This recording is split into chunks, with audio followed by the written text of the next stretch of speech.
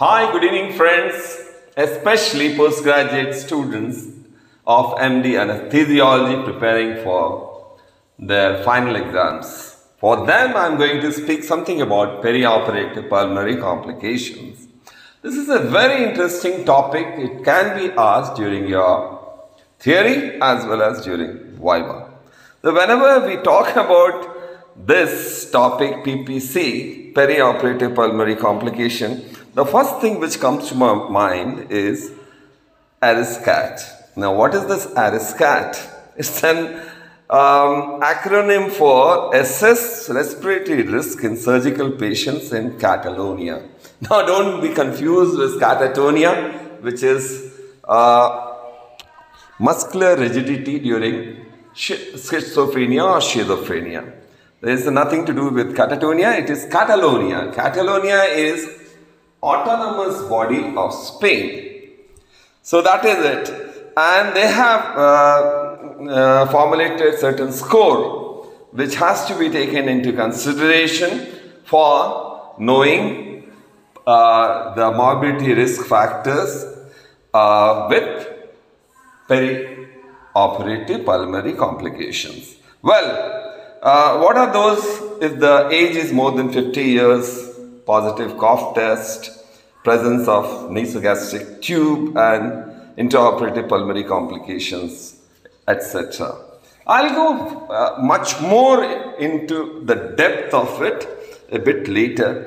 Let's talk about what exactly is this perioperative pulmonary complication. The goal of perioperative pulmonary management is to identify patients at high risk of significant postoperative pulmonary complications so that appropriate intervention can be provided with due consultation with the surgeon to minimize the risk.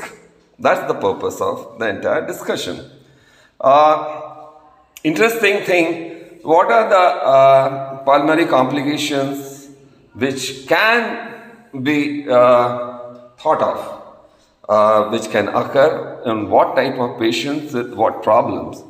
If the patient has fever and cough, dyspnea, bronchospasm, hypoxemia, atelectasis, hypercapnia, or a pleural effusion or pneumonia or pneumothorax, they can cause perioperative pulmonary complications.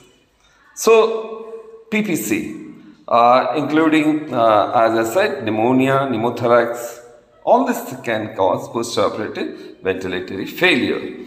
And what are the things which have to be thought of when we are looking for the complications and risk factors? The first thing which should be thought of is age. Age appears to be an independent risk factor and for postoperative pulmonary complication, which is very, very obvious. More the age, more the problem. Obesity, that should not be forgotten. Obesity, that is body mass index of more than 27 kg per square meter, can cause reduction in lung volume, ventilation perfusion mismatch and relative hypoxemia, which are accentuated after surgery, which is very, very obvious, ain't it? And what are the other risk factors? General health status, like depending on ESA classification. And more the ESA classification, more the problem. And if it is thought of along with Goldman Cardiac Risk Index, that would help the clinician to successfully predict pulmonary risk much better. Smoking is definitely a huge risk factor. Patients who currently smoke have twofold increased risk postoperative complication, and even if they don't have COPD.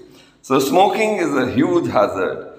And COPD, this condition, one of the most important risk factor for postoperative pulmonary complication as well as perioperative pulmonary complication. Patients with severe COPD in which forced expiratory volume in 1 second, also known as FEV1, is less than 40%, are 6 times more likely to have major postoperative complication. Similarly, if the FEV1 is less than 60%, the predicted possible increased mortality is still higher. So this is it, and in case the patient has asthma, asthma increases the risk of bronchospasm, hypoxemia, hypercapnia, inadequate cough, atelectasis, and pulmonary infection following the surgery. Even well-controlled asthma does not appear to pose an increased risk of these complications, but suboptimal asthma control does. And now coming to the very dangerous thing, that is pulmonary hypertension. Patients with pulmonary hypertension experience a much higher mortality and morbidity rate following non-cardiac surgery than other high-risk patients. Now, coming to interstitial lung disease, that's a huge risk factor. Patients with pulmonary fibrosis and who have experienced, they can experience high rate of morbidity and mortality following resection of lung cancer for very obvious reasons. And coming to sleep apnea, that's a huge big factor. Obstructive sleep apnea is present in 3 to 5% population, general population. That's, I'm sure you would agree. And majority of these people with sleep apnea are at increased risk of developing deterioration of sleep disorder, breathing, severe hypoxemia, hypercapnia in the postoperative period. The risk of aspiration pneumonia, acute respiratory distress syndrome, and pulmonary embolism are much greater in patients with obstructive sleep apnea. There should not be any doubts about it. And even if the patient has neurological impairment, like patients with impaired sensorium or residual deficits from previous stroke have increased postoperative chances of developing pneumonia or respiratory failure. And those people who are immunosuppression on chronic steroid use are associated with much risk postoperative possibility of postoperative pneumonia. And interestingly, surgical site has a huge influence in the incidence of postoperative pulmonary complication. Incidentally, the incidence of postoperative pulmonary complication is inversely related to the distance of the surgical incision from the diaphragm.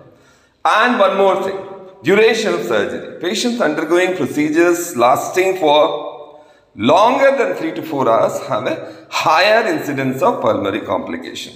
Type of anesthesia, there is no doubt about it. Regional anesthesia or spinal epidural anesthesia compared to general anesthesia are much more safer, and chances of pulmonary complications are much less. Now, these are the things which I was mentioning, and I did mention about postoperative complication. Have you heard of VILI? VILI is ventilator-induced lung injury. If the ventilation with tidal volumes greater than 8 ml during intraoperative period or postoperative period for any reasons you are giving, the risk of postoperative pulmonary complications are much higher. So avoid that. For God's sake, please give tidal volumes between 6 to 8 ml per kg ideal body weight to decrease the incidence of postoperative respiratory failure. Now, if you are still having hypoxemia, if at this rate 6 to 8 ml per kg body weight, as I just mentioned, if you are giving more than 8 ml per kg body weight, you are likely to have much more chances of postoperative pulmonary complications. So avoid that. You have to give 6 to 8 ml per kg body weight. If you are still facing problem of hypoxemia, please add a little bit of PEEP, positive and expiratory pressure, around 5 centimeter of water, not more than that. That will help hugely to get over the problems of hypoxemia as well as not getting into problems of postoperative complications. This is that, At the same time, I would love to tell that incidentally, in case you are using nasogastric tube post-operatively, the chances of getting into further complications and aspiration have been noted to be very, very high. I'm sure post-operatively most of the surgeons would ask you to put a RICE tube or nasogastric tube. Unless it is really necessary, or unless it is really necessary to keep it as long as flatus doesn't come. I mean, if the ileus, the paralytic ileus is lasting long because of intra-abdominal surgery, surgeon normally tries to put nasogastric tube because till the motility is restored, normally the norm is to put nasogastric tube, but at what cost? Nasogastric tube is possible to have lots of morbidity, that means in form of aspiration.